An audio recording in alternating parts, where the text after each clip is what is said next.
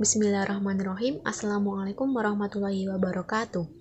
Yang terhormat Ibu Nur Rahmawati SHIMH selaku dosen mata kuliah Hukum Perikatan Islam di Indonesia kelas S4I serta teman-teman yang berbahagia. Perkenalkan, kami dari kelompok 12 yang beranggotakan 1. Sylvia Margamukti dengan NIM 202111320. Yang kedua saya, Devita Eka Safitri dengan NIM 202111321. Dan yang ketiga, Hasna Akila dengan NIM 202111338. Di sini kami akan memaparkan hasil diskusi kami tentang tinjauan hukum Islam terhadap transaksi bisnis modern, yakni e-commerce dan EFT. Untuk selanjutnya, kita masuk ke dalam pemaparan materi. Masuk ke dalam materi pertama, yakni e-commerce. E-commerce merupakan salah satu hasil dari penerapan internet pada bidang ekonomi. Istilah e-commerce ini diartikan sebagai suatu proses jual beli, baik itu barang maupun jasa yang dilakukan secara elektronik dengan memanfaatkan penggunaan internet maupun jaringan atau teknologi digital yang ada. E-commerce sendiri mempunyai dua karakteristik. Yang pertama, terjadi transaksi antara dua belah pihak, yakni terjadi pertukaran produk, barang maupun jasa. Yang kedua, terdapat media atau perantara internet pada proses transaksi tersebut. Kemudian, jenis-jenis transaksi e-commerce. Yang pertama, B2B, business to business, yakni transaksi bisnis antara pelaku bisnis dengan pelaku bisnis lainnya. Kemudian yang kedua, B2C, business to consumer.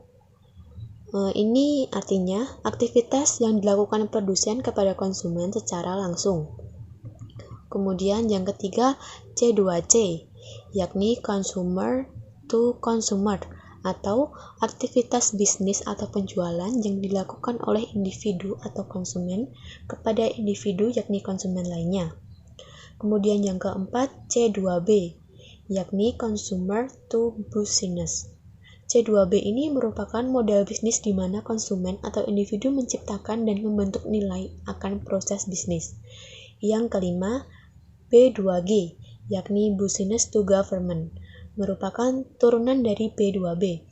Perbedaannya, proses ini terjadi antara pelaku bisnis dari instansi pemerintah. Yang keenam, G2C, yakni government to consumer, merupakan hubungan atau interaksi antara pemerintah dengan masyarakat. Konsumennya dalam hal ini masyarakat, karena dapat mudah menjangkau pemerintah sehingga memperoleh kemudahan dalam pelayanan sehari-harinya. Kemudian masuk ke dalam jenis-jenis bisnis e-commerce di Indonesia. Yang pertama, listing atau iklan baris. Ini berfungsi sebagai sebuah platform yang mana para individu dapat memasang barang jualan mereka secara gratis. Pendapatannya diperoleh dari iklan premium. Contohnya, OLX, berniaga.com. Yang kedua, marketplace. Marketplace ini adalah model bisnis di mana website yang bersangkutan tidak hanya membantu mempromosikan saja, akan tetapi juga memfasilitasi transaksi uang secara online. Contohnya, Tokopedia, Bukalapak. Kemudian shopping mall. Bisnis ini mirip dengan marketplace, akan tetapi pada shopping mall ini yang bisa berjualan itu hanya barang branded saja, karena melalui proses verifikasi yang ketat. Contohnya, blibli.com dan zalora.com. Kemudian toko online. Model bisnis ini cukup sederhana, yakni sebuah toko online dengan alamat website ini dominan sendiri, di mana penjual memiliki stok produk dan menjualnya secara online kepada pembeli. Contohnya, Lazada, Shopee, dan lain sebagainya. Kemudian, toko online di media sosial. Penjelasannya, penjual di Indonesia ini banyak yang menggunakan situs media sosial, yakni seperti Facebook, Twitter, Instagram, atau media sosial yang lainnya untuk mempromosikan barang dagangan mereka. Contohnya, individu yang berjualan di media sosial. Selanjutnya masuk ke manfaat e-commerce. Yang pertama, dapat meningkatkan market exposure atau pangsa pasar. Yang kedua, menurunkan biaya operasional. Yang ketiga, melebarkan jangkauan. Yang keempat, meningkatkan customer loyalty. Dan yang kelima, meningkatkan supply management. Ancaman e-commerce. 1. Planting memasukkan sesuatu ke dalam sebuah sistem yang dianggap legal tetapi belum tentu legal di masa yang akan datang. 2. Sistem penetration. Orang-orang yang tidak berhak melakukan akses ke sistem komputer dapat dan diperbolehkan melakukan segala sesuatu sesuai dengan keinginannya. Yang ketiga, communication monitoring. Seseorang dapat memantau semua informasi rahasia dengan melakukan monitoring komunikasi sederhana di sebuah tempat pada jaringan komunikasi. Yang keempat, communication tampering. Segala hal yang membahayakan kerahasiaan informasi seseorang tanpa melakukan penetrasi. Keabsahan kontrak elektronik. Dalam Undang-Undang Nomor 11 Tahun 2008 tentang Informasi dan Transaksi Elektronik serta dilihat dari perspektif hukum perikatan.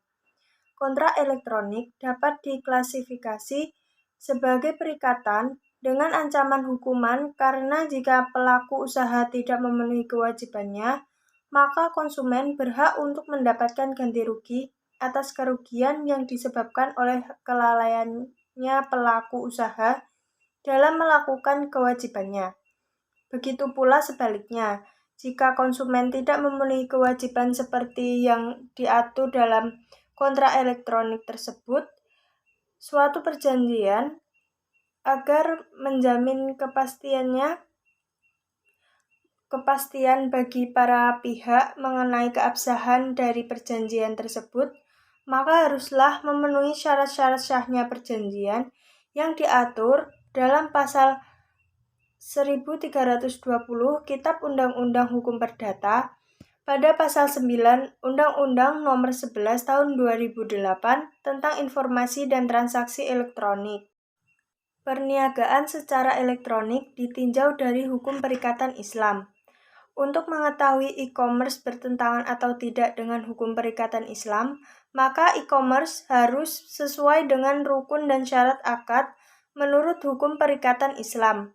Rukun yang harus terpenuhi dalam suatu akad yaitu subjek akad harus telah akil balik atau dewasa dan berakal sehat, serta bebas dari tekanan atau paksaan atau muhtar dari pihak lain atau sukarela. Syarat dewasa dalam e-commerce sulit ditentukan karena para pihak tidak bertemu langsung. Objek e-commerce harus memenuhi syarat objek akad, yakni 1. Telah ada pada waktu akad diadakan, 2. Dibenarkan oleh syariah, 3. Harus jelas dan diketahui, 4. Dapat diserah terimakan. Untuk selanjutnya yaitu EFT atau Electronic Fund Transfer. EFT yaitu transfer dana antar akun dengan menggunakan metode media elektronik atau tidak melalui metode konvensional yang menggunakan kertas. Terdapat dua kategori penggunaan, yaitu transfer dana dalam jumlah yang besar yang biasa dilakukan antar bank dan bank sentral, dan transfer dana atau yang biasanya dalam jumlah kecil untuk kepentingan sistem pembayaran individual nasabah. Untuk karakteristik dari EFT yaitu terdapat pada salah satu sistem pembayarannya, yaitu menggunakan kartu talangan, debit card, kredit card, maupun dengan menggunakan sarana ATM. Selanjutnya, jenis dan fungsi EFT. Yang pertama, Ultimate Fund Transfer atau yang bisa disebut dengan ATM, yaitu proses pengiriman uang secara otomatis dan teratur dari satu rekening ke rekening lainnya di suatu bank. Yang kedua, debit card, yaitu pelayanan kartu debit yang dikeluarkan oleh suatu bank bagi nasabahnya, di mana dengan menggunakan kartu tersebut, nasabah dapat melakukan transaksi. Yang ketiga, direct banking, yaitu pelayanan bank melalui telepon dengan pesan terekam. Yang keempat, ultimate teller machine, yaitu terminal online yang diaktifkan oleh nasabah untuk menarik ataupun mendepositkan uang tunai ke rekeningnya. Yang kelima, SWIFT atau Society for World Interbank Financial Telecommunication, yaitu suatu sistem transfer dana secara elektronik. Pengiriman pesan transfer dilakukan melalui jaringan komputer yang proses perpindahannya ini hanya membutuhkan waktu beberapa detik saja. Selanjutnya yang keenam, batch, yaitu terhubungnya suatu bank dengan lembaga clearing secara otomatis yang mempercepat proses settlement atau penyelesaian transaksi perbankan. Untuk slide selanjutnya, pandangan hukum Islam terhadap pemanfaatan EFT. Jasa transfer dengan EFT pada bank syariah dapat menggunakan sistem wakalah atau pemberian kuasa. Pihak nasabah ini adalah pihak yang memberikan kuasa, sedangkan pihak bank adalah pihak yang menerima kuasa untuk melakukan proses transfer tersebut. Dasar hukum pemberian kuasa atau al-wakalah ini yaitu yang pertama Al-Quran, dari Quran Surat Al-Kahfi ayat ke-19 yang artinya, maka serulah salah satu seorang di antara kamu pergi ke kota dengan membawa uang perakmu ini. Yang kedua Al-Hadis, sejarah kehidupan Nabi Muhammad SAW banyak melakukan pemberian kuasa pada sahabat-sahabat beliau untuk melakukan urusan yang semestinya urusan pribadi Nabi. Untuk atas Nabi SAW, praktik pemberian kuasa ini dilakukan oleh Nabi sendiri, antara lain dengan pemberian kuasa membayar utang. Slide selanjutnya, kesimpulan. Kesimpulan dari makalah kami, e-commerce adalah suatu proses jual beli, baik itu barang maupun jasa, yang dilakukan secara elektronik dengan memanfaatkan penggunaan internet melalui jaringan atau teknologi digital yang ada. Dalam Islam, jual beli diperbolehkan. E-commerce tidak bertentangan dengan perdagangan menurut hukum perikatan Islam karena memenuhi unsur-unsur atau rukun-rukun perikatan menurut hukum Islam. Sama dengan jual beli secara konvensional, selama memenuhi syarat dan rukun, maka perikatan jual beli e-commerce dianggap sah dan tidak bertentangan dengan hukum Islam. Transfer dana elektronik atau electronic fund transfer, yaitu transfer dana antar akun dengan menggunakan media elektronik atau tidak melalui metode konvensional yang menggunakan kertas. Sekian presentasi dari kami. Ada salahnya mohon maaf. Terima kasih. Wassalamualaikum warahmatullahi wabarakatuh.